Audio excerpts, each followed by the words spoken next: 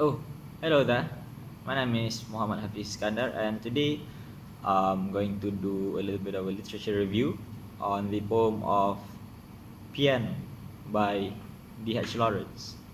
So before we can start anything, I'm going to recite you the poem, and I truly do believe that I have to apologize in advance that my recitation is not that good or powerful. I really don't think I have the talent for it, but here goes. Softly, in the dusk, a woman is singing to me, taking me back down the vista of years till I see a child sitting under the piano in the boom of the tingling strings and pressing the small, poised feet of a mother who smiles as she sings. In spite of myself, the insidious mastery of song betrays me back till the heart of me weeps to belong. Through the old Sunday evenings at home, with winter outside, and hymns in the cozy parlor, the tinkling piano our guide. So now it is vain for the singer to burst into clamor, with the great black piano a passionado. The glamour of childish days is upon me, my manhood is cast. Down in the flood of remembrance, I weep like a child for the past. So yeah, basically that's the whole poem. If you pay attention to it, or maybe if you are referring to the poem as I speak, you can see that the poem is carrying such a somber, sad tone to it due to the fact that it is referring back to the past and again to the future, while having these keywords of a of a person who is going down the memory lane.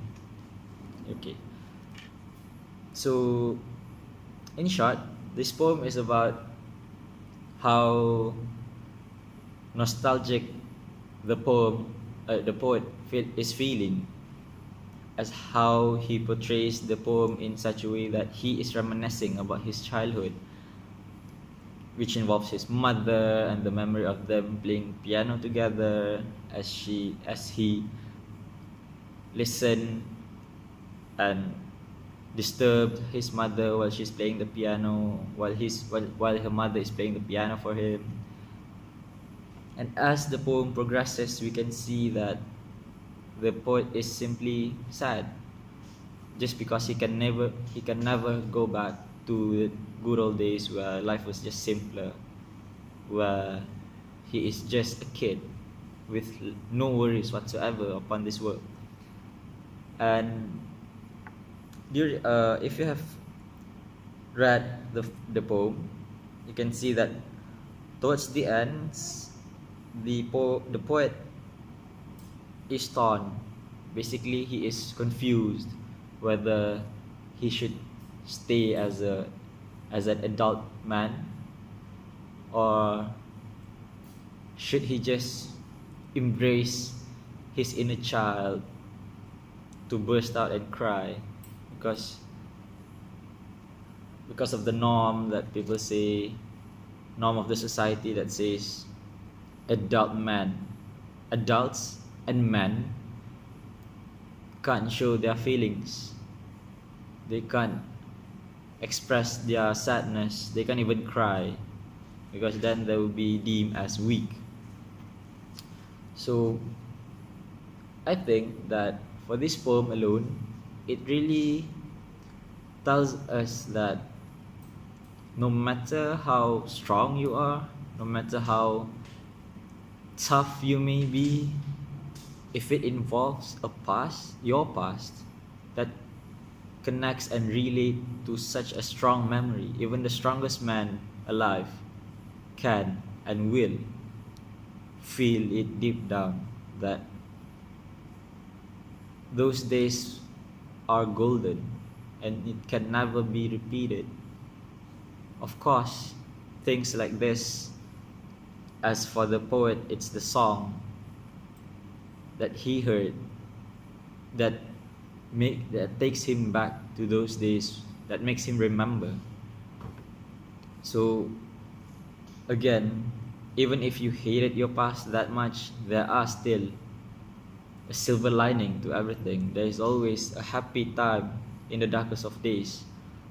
So all you have to do is find that spark, or rather, if you would not, but all it takes for you to have that trip down the memory lane, something that is connected or related to your the happiest time of your lives. Usually you have that as a kid, because as time goes by we tend to grow, we need to worry about the world, we need to think for ourselves. So as time goes by, you are leaving your childhood behind, but it is never lost, because just like the poet stated in the poem, it only took him just a song to get him to travel back beyond all those years, back to his childhood days. And I think that this is a good read, a good poem to be shared with our people now, the generation of ours, so that in time they will appreciate, they will think about it as to how great lives were. It has been a trend for us to keep wanting to grow up fast, to be old faster, I don't know, for whatever reason. But why do you want to rush things? Why can't you just enjoy life as it is and appreciate every moment of it? So I do recommend this for early education to kids. Like, yes, they won't be able to dissect the poem as they are, even unless there's some kind of prodigy or a genius.